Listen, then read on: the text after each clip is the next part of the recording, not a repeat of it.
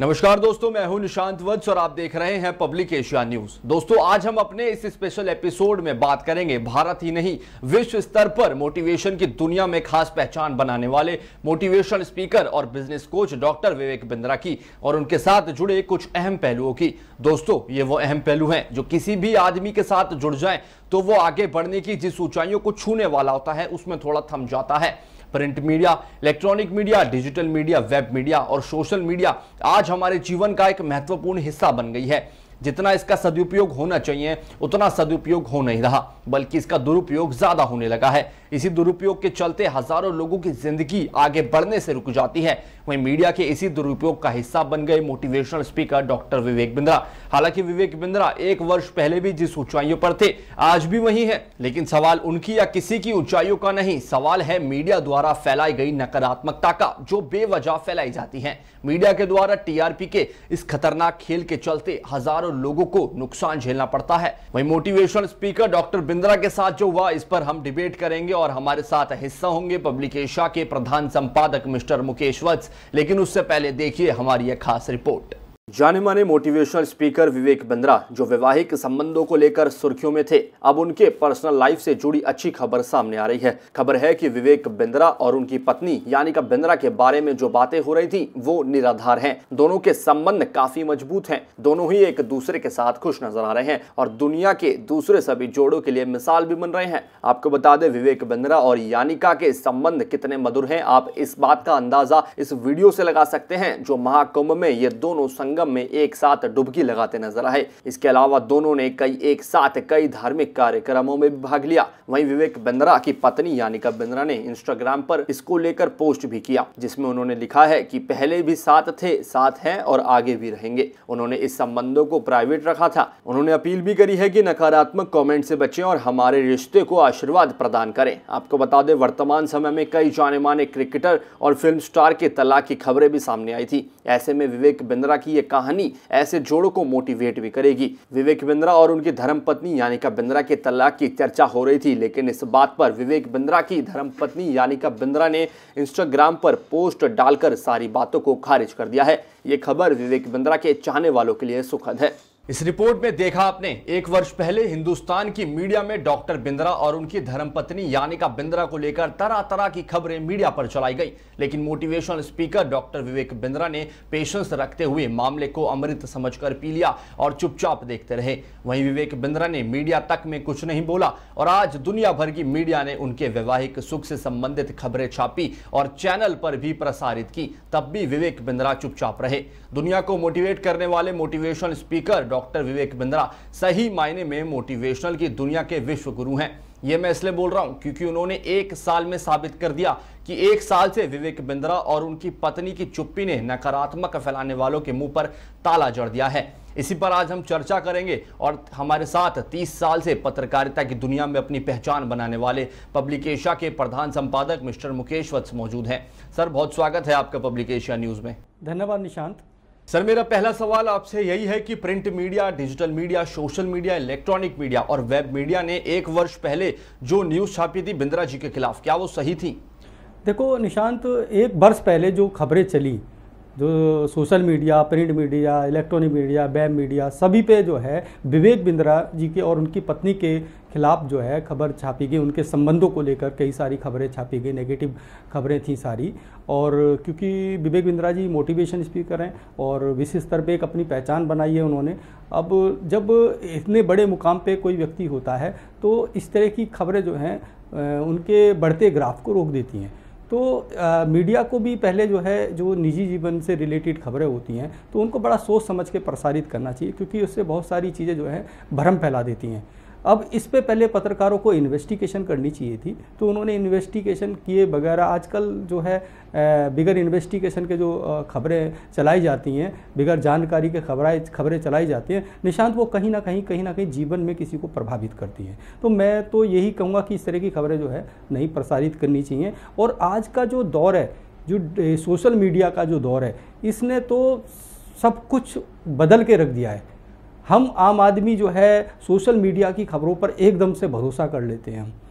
देखिए अभी भी जो है प्रिंट मीडिया और जो अपना ये इलेक्ट्रॉनिक मीडिया है, ऐसा नहीं है कि बहुत सारी खबरों को बहुत सोच समझ के चलाते हैं। आपने देखा कि बड़े चैनल पे भी खबरें चली थी, लेकिन उसको उस तरह से नहीं चलाया गया जिस तरह से जो आजकल जो यूट्यूब का ज़माना है, यूट्यूबरों ने जो है इस खबर को ज़्यादा चलाया। मैं यही देख रहा था पिछले सालों में कि जो छोटे छोटे यूट्यूबर्स हैं वो तरह तरह की खबरें कहीं से उठा के बस उनको अपना सब्सक्राइबर और टीआरपी और ये सब के लिए जो है वो इस तरह की खबरें जो है विवेक बिंद्रा जी के खिलाफ चला रहे थे।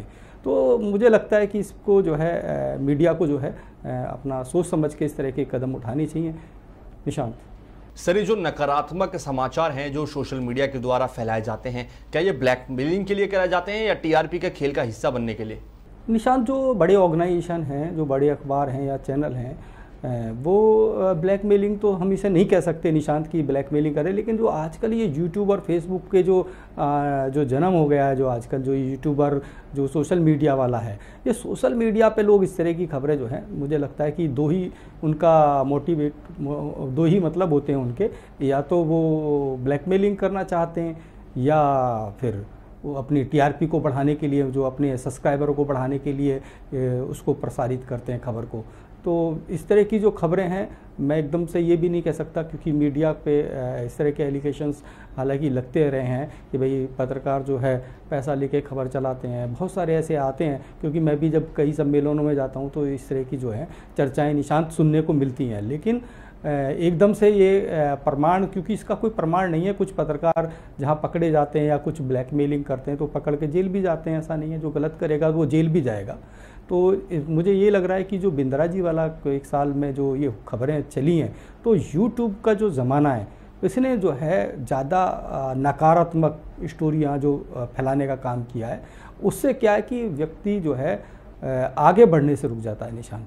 अब विवेक बिंद्रा जी जो है बहुत आगे जा रहे थे, तो देखिए कहीं ना कहीं थोड़ा तो ग्राफ रुक जाता है, आदमी थोड़ा इधर उधर होता है। हालांकि मैं तो बड़ी बात मानूंगा कि हालांकि वो मोटिवेट करते हैं दुनिया को, तो उनको मोटिवेट करना तो ठीक नहीं होगा, लेकिन उन्होंने जिस पेशेंस से, जिस धैर्य के साथ काम लिया और चुप लगाया, ना मीडिया को जवाब दिया। अभी मैं आपकी रिपोर्ट देख रहा था, उसमें आपने सब कुछ विस्तार से बताया, तो मुझे लगता है कि एक बड़ी बात है और सही मायने में मोटिवेशन स्पीकर हैं विवेक बिंद्रा जी। और जो ये खबर उनकी चली आज जो है, आपने देखा कि मैं भी बहुत सारे अखबार, बड़े अखबार, लीडिंग अखबार, चैनल्स, वेबसाइट्स पे खबर देख रहा था, तो पॉजिटिव खबर लगाई। लेकिन जिस तरीके से निशांत विवेक बिंद्रा जी और उनकी पत्नी को लेकर नेगेटिव खबरें छापी गई, ज़्यादा नेगेटिव खबरें छापी गई, उस तरह से उनकी फेवर में पॉजिटिव खबर उतनी नहीं आई। तो मीडिया को जब नेगेटिव खबर छाप रहे हो, जब सही बात सामने आ गई, सही चीज़ें सामने आ गई, कुछ था ही नहीं, तो मुझे लगता है कि मीडिया को उस बड़े स्तर पे खबर छापनी चाहिए। मीडिया को अपना सही काम करना चाहिए। निशांत सर, सोशल मीडिया पे एक चीज़ आजकल बड़ी ज़्यादा ट्रेंड में है जिसे कहते हैं रोस्ट। अगर हम किसी के खिलाफ कुछ वीडियो बनाए तो कहता है कि मैंने रोस्ट वीडियो बना दी। इन्होंने, कई लोगों ने तो अपना चैनल खोले हुए हैं रोस्टिंग वीडियो, किसी के खिलाफ वो ऐसी वीडियोस बनाते हैं किसी के खिलाफ और कहते हैं मेरा रोस्टिंग कंटेंट है। इस पर आप क्या कहेंगे? निशांत, मैं अभी आपको वही बोल रहा था कि जो ये नए नए यूट्यूबर पैदा हुए हैं, बहुत सारे यूट्यूब जो आज कोई भी आता है, मीडिया को बदल दिया है। अब क्या है कि कुछ नहीं करना है, यूट्यूब पे मेल आईडी एक्सेस करेंगे, यूट्यूब बनाएंगे और 10, 20, 50, 100 सब्सक्राइब होंगे, माइक आईडी बनाएंगे और उठा के चैनल बना के घूमना शुरू कर देंगे जी। तो ये क्या करते हैं कि इस तरह की खबरें, जो भ्रम फैलाने वाली खबरें, इनके पास कोई एविडेंस नहीं है, सही मायने में कोई एविडेंस खबर चला ही नहीं रहा। बस जो मिल रहा है उसका बस वॉइस ओवर किया और उसके फ़ोटो लिए इधर उधर से, उसके इंस्टाग्राम और जहाँ तहाँ से फ़ोटो लेके उसको फटाक से बना के ब्रेकिंग और ये दुनिया भर की चला देते हैं। अब जो है वो आजकल सोशल मीडिया में आपने देखा, ये जैसे पृथ्वी गोल घूम रही है, सोशल मीडिया भी गोल है। अब वो फ्रेंड टू फ्रेंड इधर उधर वायरल हो जाता है इस तरह का। तो जो अभी आप बोल रहे हो ये भी उसी का एक वो है। तो इस तरह की जो चैनल्स हैं अभी, जो यूट्यूब चैनल हैं, फेसबुक पे हैं और कई सारे ऐसे जो आपने देखा सोशल मीडिया के बड़े प्लेटफॉर्म हैं, वहाँ पर यही सब चल रहा है। सर, मीडिया की नकारात्मक स्टोरी का उस व्यक्ति पर क्या असर पड़ता है? देखो निशांत, अगर किसी के निजी जीवन पे हम टारगेट करते हैं, उसके निजी जीवन को टारगेट करते हैं, तो देखिए कहीं ना कहीं उसका फ़र्क पड़ता है जी।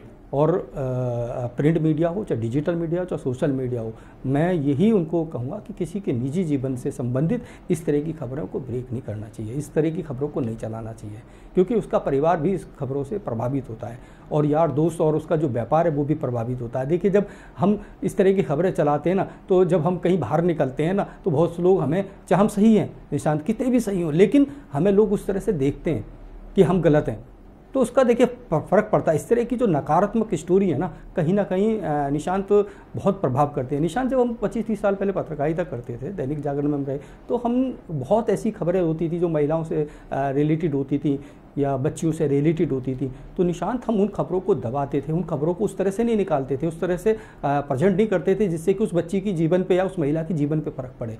उसका बहुत दूसरे तरीका निकालते थे और कोशिश ये करते थे कि पुलिस प्रशासन के साथ साथ वो वर्कआउट हो जाए चीज़ें और ज़्यादा वो समाज में ना फैले, क्योंकि जितना हम निशांत समाज में इन सब स्टोरियों को फैलाते हैं ना, तो ये और ज़्यादा जीवन पे फर्क डालते हैं। क्योंकि कुछ भी देखो, अगर किसी अखबार में चैनल पे कोई खबर चलती है तो देखिए वो बहुत ज़्यादा वायरल हो जाती है और वो इतनी वायरल हो जाती है कि उसको जो अपना जीवन जीना होता है ना, वो कहीं ना कहीं उसको टारगेट करती है, उसके जीवन को टारगेट करती है, उसको आगे बढ़ने से रोकती है। और ऐसे में बहुत सारे लोग, आपने देखा कितने सारे लोग अखबार और चैनलों की खबरों के बाद सुसाइड कर लेते हैं, कितने सारे लोग मर जाते हैं जिनका जीवन खत्म हो जाता है। तो मुझे लगता है कि हमारे देश की मीडिया को या पूरे विश्व की मीडिया को इस तरह की जो है खबरों को नहीं चलाना चाहिए और नकारात्मक स्टोरी अगर आप चलाते हो तो पॉजिटिव स्टोरी भी चलाइए। निशांत सर, ऐसी नकारात्मक समाचार फैलाने वाली देश की मीडिया या फिर हम कहें सोशल मीडिया पर कानून बनना चाहिए या फिर इस पर रोक कैसे लगाई जाए?